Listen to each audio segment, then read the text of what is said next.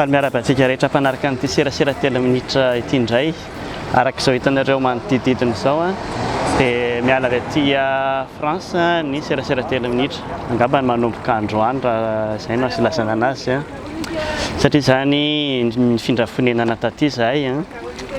mbola vao manomboka ny zavatra rehetrarehetra fa dia hitanareo tsikelikely fa hoe zahako tantaraina amin'ny serasera telo minitra toy izao izay moa anisany hoe nanavako an'ity serasera telo minitra ity hoe vlog izany hoe tantaram-piainana ihany koa ho an'izay liana dia androany izany tonga taty izahay tamin'ity herinandro ity dia ny zavatra nahaliana voalohany indrindra hoe miahoana izany ny hanombohana an'ity fiainana ity ny toerana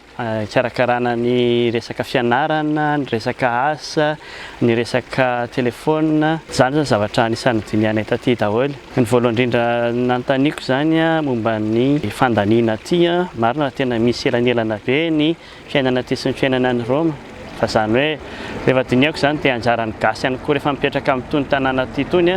no miezaka mandanjalanja hoe aiza ianao no mandeha miantsena, inona ny zavatra hovidinao satria na anatina mpivarotra anankiray arany dia misy karazana zavatra hoe mora kokoa nefa tsy hoe ratsy akoriny ary misy zavatra lafo kokoa vokatry ny haingotraingotra sy ny rendrarendra ao anatin'ilay izy ohatra fotsiny hoe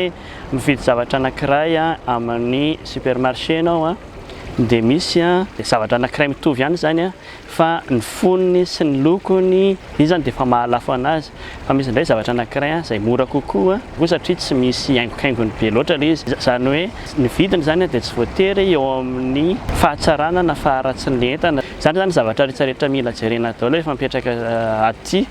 izay tsy dia jerena firy mipetraka tany Italia satria ihany tsy inona mora daholo ny zavatra rehetrarehetra hitanao ohatrohatran'izay izany ny fanombohan'ny fiainana teto amin'ity toerana ity tsy teneniko hoe aiza fa manomboka tsy tenenina ilay toerana hipetrahana fa izay mahafantatra ho azy eny izay zany no momba an'iny dia ny zavatra manahirana anahy voalohany indrindra koa dia ny fahazona internet malaky dia malaky aty ohatra ny tsy dia misy internet naiza naiza ohatra hoe ao an-trano aloha izany misy fa vao mivoaka ny trano ianao dia tsy mahita ohatra ny tany amin'ny andehananay mba misy ohatra hoe miditra any amin'ny toerana akaiky mairie ianao na hoe eo amin'ny tanàna mihitsy dia misy internet gratuit mety hoe mandritra ny adiny roa ohatran'izany no isan'andro no azonao atao fa aty izany mbola hatramin'izao mbola tsy nahita mijery any amin'ny telefona fa tsy misy hoe gratuit ny internet dia izay ny zavatra anankiray manahirana dia tonga dia ny zavatra tsy maintsy atao izany dia mitady internet amin'ny telefona dia nanontany tao amin'ilay groupe anankiray izay hoe groupe gasy serasera eto France tsy misy be dia hoe inona ny fournisseur na offre izay ampiasainareo amin'ny telefona izay anareo izay efa mipetraka eto France izany mba ho ampiasaina dia izay no amaranantsika n'ity resaka androany ity resaka voalohany miainga avy eto France izany